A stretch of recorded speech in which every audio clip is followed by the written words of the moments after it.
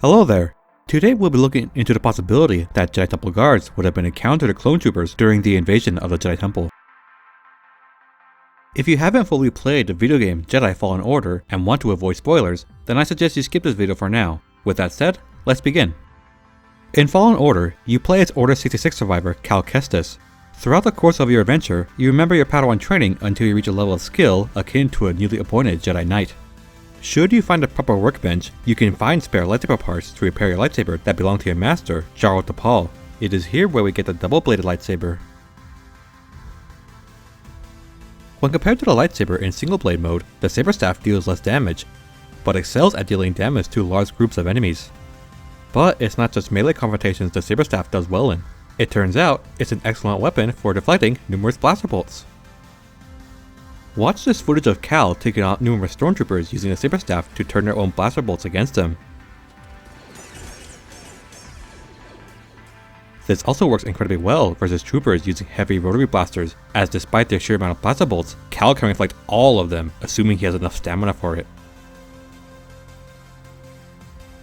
I find this rather interesting as saber staffs are usually portrayed as being weaker to blaster weapons when compared to the standard lightsaber.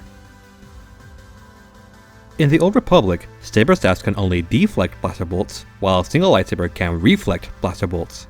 And in Star Wars Battlefront 2, Darth Maul's saber staff has one of the lower counts of blaster bolt deflection for characters using lightsabers.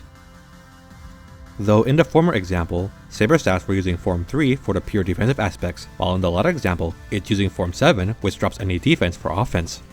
Perhaps what we see in Fallen Order is a saber staff utilizing Form 5, Xian. So now we must see how these abilities transfer to Jedi Temple Guards. As I mentioned before, the Jedi Temple Guard pike is akin to a saber staff with a long hilt than it is to a standard pike, so it will follow the same rules as a saber staff.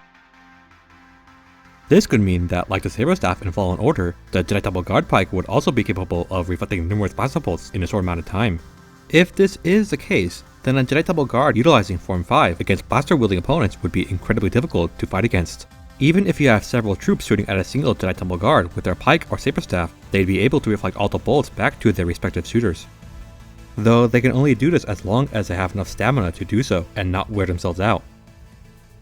But if you recall the second chapter of the Jedi Temple Guard series, we went over how Temple Guards have higher than average strain thresholds, which represents their stamina. With that in mind, we can assume Temple Guards were specifically trained to endure long durations of deflecting blaster bolts or melee strikes. This would mean that the Jedi Temple Guards would be the biggest threat to the clone troopers invading the Jedi Temple, and would also make them high priority targets for Darth Vader. However, I would still argue that the single-bladed lightsaber is better for self-preservation against blaster bolts, as the long hilt of the pike makes the core a weak spot, as the area cannot be used to deflect blaster bolts. But this might barely be an issue if the Temple Guards could reflect blaster bolts in this manner with their pikes.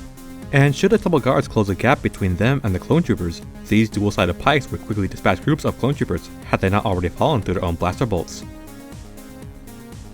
It's interesting to see a weapon that has always been portrayed as an offensive melee weapon being able to excel as a defensive weapon as well. Pair this reflection ability with a lightsaber resistant pike, and you have a weapon that will cease hostilities faster than a stone wall that stops a pod racer. Goodbye, and may the Force be with you.